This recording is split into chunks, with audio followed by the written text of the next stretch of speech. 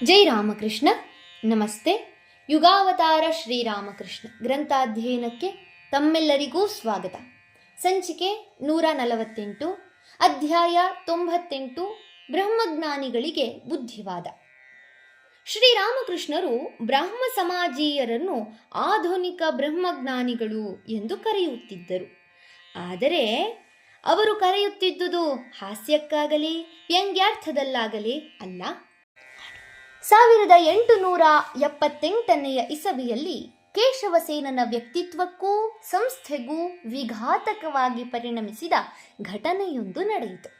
ಅದು ಕೂಚ್ ಬಿಹಾರ್ ಸಂಸ್ಥಾನದ ರಾಜನೊಂದಿಗೆ ಕೇಶವನ ಮಗಳ ವಿವಾಹದ ಪ್ರಕರಣ. ಈ ಸಂಬಂಧ ಕೂಡಿ ಬಂದುದು ಆಂಗ್ಲ ಸರ್ಕಾರದ ಮಧ್ಯಸ್ಥಿಕೆಯಿಂದ ಮತ್ತು ಅದರಲ್ಲಿ ಸರ್ಕಾರದ ಸ್ವಾರ್ಥೋದ್ದೇಶಗಳೂ ಕೆಲವಿದ್ದವು. ಮೊದಲಿಗೆ ಕೇಶವನು ಈ ವಿವಾಹಕ್ಕೆ ಸಮ್ಮತಿಸಲು ಬಹುವಾಗಿ ಹಿಂದೇಟು ಹಾಕಿದ. ಏಕೆಂದರೆ ಮೊದಲನೆಯದಾಗಿ ಅವನೇ ಪ್ರಾರಂಭಿಸಿದ್ದ ಚಳುವಳಿಯ ಪರಿಣಾಮವಾಗಿ ದೇಶದಲ್ಲಿ ವಧೂವರರ ಕನಿಷ್ಠ ವಯೋಮಾನವನ್ನು ನಿಯಂತ್ರಿಸುವ ಕಾಯ್ದೆ ಜಾರಿಗೆ ಬಂದಿತ್ತು. ಅದರ ಪ್ರಕಾರ ವಧೂವರರಿಗೆ ಕ್ರಮವಾಗಿ 14 ಮತ್ತು 18 ವರ್ಷಗಳಾಗಬೇಕಿತ್ತು. ಆದರೆ ಈ ಸಂದರ್ಭದಲ್ಲಿ ವಧೂವರರಿಬ್ಬರೂ ಆ ವಯೋಮಿತಿಯನ್ನು ತಲುಪಿರಲಿಲ್ಲ. ಅಲ್ಲದೆ ಬ್ರಾಹ್ಮೋಗಳೊಂದಿಗೆ ಮಾತ್ರ ವಿವಾಹವಾಗಬಹುದಾಗಿತ್ತು.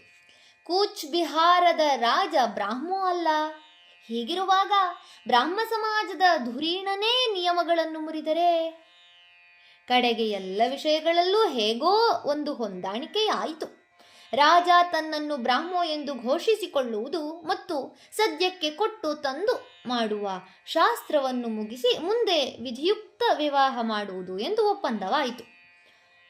ತನ್ನ ಮಗಳ ಹಿತದೃಷ್ಟಿಯಿಂದಲೂ ಬ್ರಾಹ್ಮ ಸಮಾಜಕ್ಕೆ ಒಂದು ಸಂಸ್ಥಾನದ ಬೆಂಬಲ ಸಿಗುವುದೆಂಬ ಆಶಯದಿಂದಲೂ ಕೇಶವ ಈ ವಿವಾಹಕ್ಕೆ ಒಪ್ಪಿಬಿಟ್ಟ.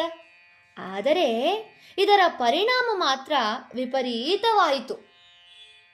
ಸಮಾಜದ ಒಂದು ದೊಡ್ಡ ಗುಂಪು ಕೇಶವನಿಗೆ ವಿರುದ್ಧವಾಗಿ ಸಿಡಿದು ನಿಂತಿತು. ಅವನನ್ನು ಸಮಯ ಸಾಧಕನೆಂದೂ ಆಷಾಢಭೂತಿ ಎಂದೂ ನಿಂದಿಸಿತು. ಇದು ಸಾಲದೆಂಬಂತೆ ವಿವಾಹವೂ ಕೂಡ ಕೇಶವನ ಇಚ್ಛೆಗೂ ಬ್ರಾಹ್ಮ ಸಮಾಜದ ನಿಯಮಗಳಿಗೂ ಸಂಪೂರ್ಣ ವಿರುದ್ಧ ರೀತಿಯಲ್ಲೇ ನಡೆದು ಹೋಯಿತು. ಪರಿಸ್ಥಿತಿಯ ತೀವ್ರ ಒತ್ತಡಕ್ಕೆ ಸಿಲುಕಿದ ಕೇಶವನಿಗೆ ಅದರಿಂದ ಬಿಡಿಸಿಕೊಳ್ಳುವ ಮಾರ್ಗ ತೋರಲಿಲ್ಲ.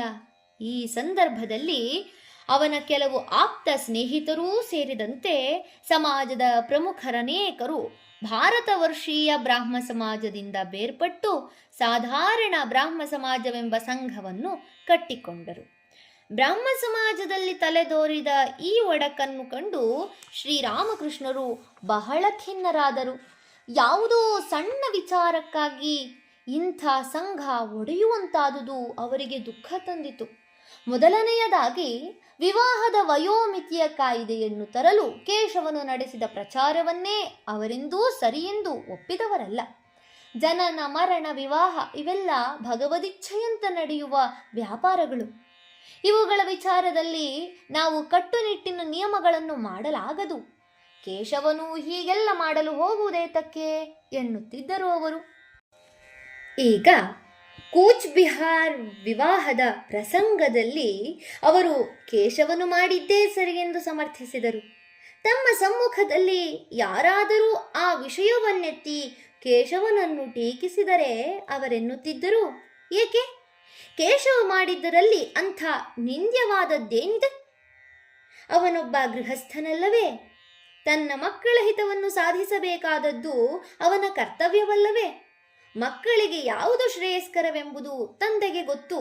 ಕೇಶವ ತನ್ನ ಗೃಹಸ್ಥ ಧರ್ಮವನ್ನು ಪಾಲಿಸಿದ್ದಾನಷ್ಟೇ. ಆದರೆ ಈ ದೃಷ್ಟಿಕೋನದಿಂದ ನೋಡುವವರು ಹೆಚ್ಚು ಮಂದಿ ಇರಲಿಲ್ಲ. ವಿರೋಧದ ಸುಳಿಗಾಳಿಗೆ ಸಿಲುಕಿದ ಕೇಶವಸೇನ ಬಹಳಷ್ಟು ಕುಗ್ಗಿ ಹೋದ. ಆತ ಹೆಚ್ಚೆಚ್ಚು ಅಂತರ್ಮುಖಿಯಾಗತೊಡಗಿದ. ಮತ್ತಷ್ಟು ಶ್ರದ್ಧೆಯಿಂದ ಆಧ್ಯಾತ್ಮಿಕ ಸಾಧನೆಗಳತ್ತ ಗಮನವಿತ್ತ. ಶ್ರೀರಾಮಕೃಷ್ಣರ ಸಂಘ ಮತ್ತಷ್ಟು ಪ್ರಿಯವಾಯಿತು. ಹಿಂದಿನಿಂದಲೂ ಅವನು ಯಾವುದನ್ನು ಗೊಡ್ಡು ನಂಬಿಕೆಗಳೆಂದು ಭಾವಿಸಿದ್ದನೋ ಅವುಗಳಲ್ಲಿ ಹೊಸ ಅರ್ಥ ಕಂಡಿತು. ಯಜ್ಞ ಮಾರ್ಗಗಳು, ಮುಂಡನ, ಕಾಷಾಯ ವಸ್ತ್ರಧಾರಣೆ ಮುಂತಾದ ಬಾಹ್ಯ ವಿಧಿಗಳ ಮಹತ್ವ ಮನವರಿಕೆಯಾಯಿತು. ಅಷ್ಟೇ ಅಲ್ಲ, ತಾನೂ ಇಂಥ ಕೆಲವು ವಿಧಿಗಳನ್ನು ಅನುಸರಿಸತೊಡಗಿದ. ಪ್ರತಿಯೊಂದು ಧರ್ಮವೂ ಭಗವಂತನೆಡೆಗೆ ಸಾಗುವ ಒಂದೊಂದು ಮಾರ್ಗ ಎಂಬ ಶ್ರೀರಾಮಕೃಷ್ಣರ ಬೋಧನೆಯನ್ನು ಹೃದ್ಗತಗೊಳಿಸಿಕೊಂಡು ಅದಕ್ಕನುಸಾರ ನಡೆಯಲು ಶ್ರಮಿಸಿದ. ಕೇಶವಸೇನನ ಮನೋಭಾವ ಧೋರಣೆಗಳಲ್ಲುಂಟಾದ ಸುಧಾರಣೆಗಳ ಪ್ರಭಾವವು ಸಹಜವಾಗಿಯೇ ಅವನ ಸಂಸ್ಥೆಯಲ್ಲೂ ವ್ಯಕ್ತವಾಯಿತು. ತನ್ನ ಸಂಸ್ಥೆಯನ್ನು ಅವನು ನವವಿಧಾನ ಎಂದು ಕರೆದ. ಅದಾಗಲೇ 2 ವರ್ಷಗಳಿಂದ ಅವನು ನವವಿಧಾನವೆಂಬ ಹೆಸರಿನ ಪತ್ರಿಕೆಯೊಂದನ್ನು ನಡೆಸಿಕೊಂಡು ಬರುತ್ತಿದ್ದ. ಅದರಲ್ಲಿ ಶ್ರೀರಾಮಕೃಷ್ಣರ ಬೋಧನೆಗಳಿಗೆಂದೇ ಒಂದು ಪುಟವನ್ನು ಮೀಸಲಾಗಿರಿಸಿದ. ಶ್ರೀರಾಮಕೃಷ್ಣರ ಉಪದೇಶವನ್ನು ನಾನು ಅರ್ಥ ಮಾಡಿಕೊಂಡ ರೀತಿಯಲ್ಲಿ ತಿಳಿಸುತ್ತಿದ್ದೇನೆ ಎಂದು ವಿನಯದಿಂದ ಬರೆದ. ದಿನದಿನಕ್ಕೂ ಶ್ರೀರಾಮಕೃಷ್ಣರ ಮೇಲಿನ ಕೇಶವನ ಅಭಿಮಾನ ಅಧಿಕತರವಾಯಿತು. ಯಾರನ್ನು ಅವನು ಹಿಂದಿನಿಂದಲೂ ಪರಮ ಭಕ್ತಿಯಿಂದ ತನ್ನ ಹೃದಯದಲ್ಲಿ ಸ್ಥಾಪಿಸಿಕೊಂಡಿದ್ದನೋ ಆ ಏಸುಕ್ರಿಸ್ತನನ್ನು ಶ್ರೀರಾಮಕೃಷ್ಣರು ಆರಾಧಿಸಿ ಒಲಿಸಿಕೊಂಡ ಬಗೆಯನ್ನು ತಿಳಿದ ಮೇಲಂತೂ ಅವನ ಆ ಅಭಿಮಾನ ಆದರಕ್ಕೆ ಏಣೆಯಿಲ್ಲದಾಯಿತು. ಎಲ್ಲಕ್ಕಿಂತ ಹೆಚ್ಚಾಗಿ ನುಡಿದಂತೆ ನಡೆದ ಮಹಾತ್ಮರು ಎಂದು ಅವರ ಉದಾಹರಣೆಯನ್ನು ಕೊಟ್ಟು ಪತ್ರಿಕೆಯಲ್ಲಿ ಪ್ರಶಂಸಿಸಿದ. ದಕ್ಷಿಣೇಶ್ವರಕ್ಕೆ ಹೋದಾಗಲೆಲ್ಲ ನವವಿಧಾನಕ್ಕೆ ಜಯವಾಗಲಿ, ರಾಮಕೃಷ್ಣ ಪಂಥಕ್ಕೆ ಜಯವಾಗಲಿ, ರಾಮಕೃಷ್ಣ ವಿಧಾಯಕಕ್ಕೆ ಜಯವಾಗಲಿ ಎಂದು ಘೋಷಿಸಿ ಉದ್ದಂಡ ನಮಸ್ಕಾರ ಮಾಡಿ ಅವರ ಪಾದಧೂಳಿಯನ್ನು ಶಿರಸಾಧರಿಸುತ್ತಿದ್ದ. ಬ್ರಾಹ್ಮ ಸಮಾಜದ ಸಭೆ ನಡೆಯುತ್ತಿರುವಾಗ ಅವರು ಮಧ್ಯೆ ಆಗಮಿಸಿದರೆ ತನ್ನ ಪ್ರವಚನವನ್ನು ಅಲ್ಲಿಗೇ ನಿಲ್ಲಿಸಿ ಎದ್ದು ಹೋಗಿ ಅವರಿಗೆ ನಮಿಸಿ ಬರಮಾಡಿಕೊಳ್ಳುತ್ತಿದ್ದ. ಒಮ್ಮೆ ಅವರನ್ನು ತನ್ನ ವಾಸಗೃಹಕ್ಕೆ ಕರೆದೊಯ್ದು ಅಲ್ಲಿ ತಾನು ಓದಿಕೊಳ್ಳುವ, ವಿಶ್ರಮಿಸುವ, ಧ್ಯಾನ ಮಾಡುವ ಸ್ಥಳಗಳೆಲ್ಲವನ್ನೂ ತೋರಿಸಿ ಅವುಗಳನ್ನು ಪುನೀತಗೊಳಿಸುವಂತೆ, ಅವು ತನ್ನಲ್ಲಿ ಸಚ್ಚಿಂತನೆ ಸದಾಲೋಚನೆಗಳನ್ನೇ ಸ್ಫುರಿಸಲೆಂದು ಹರಸುವಂತೆ ಬೇಡಿಕೊಂಡ. ಮತ್ತೊಂದು ದಿನ ಅವರನ್ನು ತನ್ನ ಪೂಜಾಗೃಹದಲ್ಲಿ ಕುಳ್ಳಿರಿಸಿ ಪುಷ್ಪಗಳಿಂದ ಪೂಜಿಸಿದ. ಕೇಶವನ ನಾಯಕತ್ವದ ನವವಿಧಾನ ಮಾತ್ರವಲ್ಲದೆ ಅವನಿಂದ ದೂರವಾದವರು ಕಟ್ಟಿಕೊಂಡ ಸಾಧಾರಣ ಬ್ರಾಹ್ಮ ಸಮಾಜವೂ ಶ್ರೀರಾಮಕೃಷ್ಣರ ವಿಶ್ವಾಸಕ್ಕೆ ಪಾತ್ರವಾಗಿತ್ತು. ಈ 2 ಸಂಸ್ಥೆಗಳ ಮೇಲೂ ಅವರ ಪ್ರಭಾವ ಸುವ್ಯಕ್ತವಾಗಿತ್ತು. ಅವರು ನಿರ್ಭಿಡೆಯಿಂದ 2 ಸಂಘಗಳ ಕಲಾಪಗಳಲ್ಲಿ ಹಾಗೂ ಭಜನೆ ಸಂಕೀರ್ತನೆಗಳಲ್ಲಿ ಭಾಗವಹಿಸುತ್ತಿದ್ದರು.